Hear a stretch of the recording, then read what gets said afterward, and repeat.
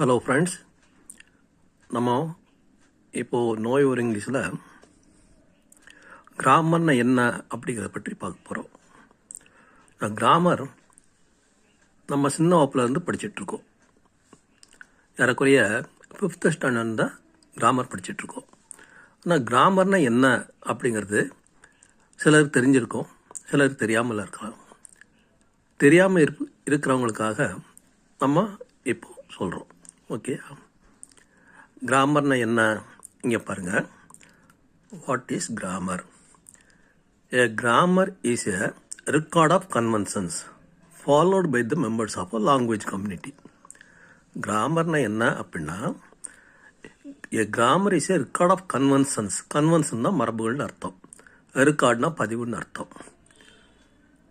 அதாவது மரபுகளுடைய பதிவு. எந்த மரபுகளுடைய பதிவு அப்படின்னா, followed by the members of a language community. ஒரு மொழி பேசக்கூடிய மக்கள் என்ன மரபுகளை பின்பற்றி அந்த மொழியை பேசுகிறார்களோ அந்த மரபுடைய பதிவு தான் கிராமர் எனப்படுவது. திரும்ப அந்த சென்டென்ஸை பாருங்கள். A grammar is a record of conventions followed by the members of a language community. ஒரு மொழி பேசக்கூடிய மக்கள் எந்த மரபுகளை பின்பற்றி பேசுகிறார்களோ அந்த மரபுடைய பதிவு தான் கிராமர் எனப்படுவது.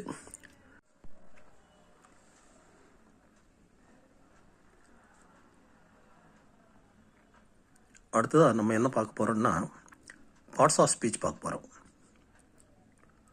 ஒரு மொழியை பேசுகிறாங்கன்னா அது பல வார்த்தைகள் கொண்டு தான் அந்த மொழியை பேசுகிறாங்க. அந்த வார்த்தைகள் 2 வார்த்தையாக இருக்கலாம். அந்த சென்டென்ஸில், அவங்க பேசக்கூடிய சென்டென்ஸில் 2 வார்த்தை இருக்கலாம், 3 வார்த்தை இருக்கலாம், 4 வார்த்தை இருக்கலாம், 5 வார்த்தையாக இருக்கலாம், 6 வார்த்தையாக இருக்கலாம், எத்தனையோ வார்த்தையாக இருக்கலாம், 10 வார்த்தை 15 வார்த்தை கூட இருக்கலாம். சரியா?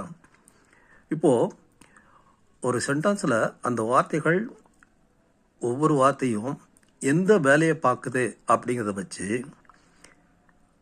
அந்த வார்த்தைகளை 8 விதமாக பிரிக்கிறாங்க இலக்கணம் எழுதுனவங்க. சரியா? அது எந்தெந்த வகை, 8 வகை அப்படிங்கிறத இப்போ பார்ப்போம். இப்போ பாருங்கள், பார்ட்ஸ் ஆஃப் ஸ்பீச் பாருங்கள். Words are divided into different kinds or classes called parts of speech according to the work they do in a sentence. Words are divided into different kinds. Words என்ன பண்ணுறாங்க, வெவ்வேறு விதமாக பிரிக்கிறாங்க அல்லது கிளாஸஸ்னு பிரிக்கிறாங்க. அதுக்கு பேர் பார்ட்ஸ் ஆஃப் ஸ்பீச்னு பேர் கொடுக்குறாங்க. According to the work they do in A sentence. அந்த வேர்ட்ஸ் அந்த வாக்கியத்தில் என்ன வேலை செய்கிறது அப்படிங்கிறத பொறுத்து அதை 8 வகையாக பிரிக்கிறாங்க. The parts of speech are 8 in number. Parts of ஸ்பீச்சில் எத்தனை வகை இருக்குது? 8 in number. 8 வகை இருக்குது. என்னென்ன வகை அப்படிங்கிறத பார்ப்போம். 1 noun, 2 pronoun, 3 verb, 4 adverb, 5 adjective, 6 preposition, 7 conjunction, 8 interjection. இந்த மாதிரி 8 விதமாக பிரிக்கிறாங்க. இந்த 8 விதமாக பிரிக்கிற ஒவ்வொன்றையும், நவுன் ஆகட்டும், ப்ரோனவுன் ஆகட்டும், வெர்ப் ஆகட்டும், அட்வர்ப் ஆகட்டும், இந்த ஒவ்வொன்றையும் பின்னால் வர வீடியோக்களில் நம்ம விரிவாக பார்ப்போம். ஓகேயா? அடுத்தது பொதுவான ஒரு விஷயத்தை நம்ம பார்க்க போகிறோம். அடுத்தது பாருங்கள், அது என்னன்னு பார்ப்போம். Some useful expressions. நம்ம ஒருத்தர் பேரை எழுதுகிறோம்.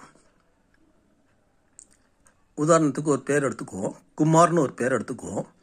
அந்த குமாருங்கிற பேருக்கு முன்னால் மிஸ்டர்னு போடுவோம், அல்லது மிஸ்ஸஸ்ன்னு போடலாம், அல்லது மிஸ்ன்னு போடுவோம். அவர் டாக்டராக இருந்தான்னா டாக்டர்னு போடுவோம். இப்போ என்ன கேள்வி அப்படின்னா, மிஸ்டர் குமார்னு எழுதுகிறோன்னா அந்த மிஸ்டருக்கும் குமாருக்கும் நடுவில் ஃபுல் ஸ்டாப் வைக்கணுமா வேண்டாமா அப்படிங்கிறது தான் கொஸ்டின். ஒரு சிலர் சொல்கிறாங்க ஃபுல் ஸ்டாப் வைக்கணும்னு சொல்கிறாங்க, ஒரு சிலர் சொல்கிறாங்க ஃபுல் ஸ்டாப் வேண்டான்னு சொல்கிறாங்க. ஆனால் எது சரி அப்படின்னா, ரெண்டுமே சரி. ஃபுல் ஸ்டாப் வச்சாலும் சரி, வைக்காமல் போனாலும் சரி, ரெண்டுமே சரிதான். சரியா? இப்போது இதை பாருங்கள், சம் யூஸ்ஃபுல் எக்ஸ்பிரஷன்ஸ் பாருங்கள். Mister, missus, miss, doctor may be written with or without a full stop. அது எல்லாத்தையும் எப்படி எழுதலாம் அப்படின்னா, maybe written with or without a full stop, with full stop அல்லது without a full stop. Full ஸ்டாப்போட எழுதலாம் அல்லது ஃபுல் ஸ்டாப் இல்லாமலும் எழுதலாம் அப்படிங்கிறத சொல்லியிருக்காங்க. அடுத்தது பாருங்கள், மிஸ்டர், மிஸ்டருக்கு அடுத்து ஃபுல் ஸ்டாப் இல்லை. அடுத்து ஆர், மிஸ்டருக்கு அடுத்து ஃபுல் ஸ்டாப் இருக்குது. ஆக குமார்னா, மிஸ்டர் குமார்னா மிஸ்டருக்கு அடுத்து ஃபுல் ஸ்டாப் இல்லாமல் இருக்கலாம். அடுத்து மிஸ்டர் குமார் எழுதும்போது ஃபுல் ஸ்டாப் வச்சு எழுதலாம். ரெண்டுமே சரிதான். ஓகேயா? புரியுதா? தேங்க்யூ ஃபார் வாட்சிங். அடுத்த வீடியோவில் சந்திக்கலாம்.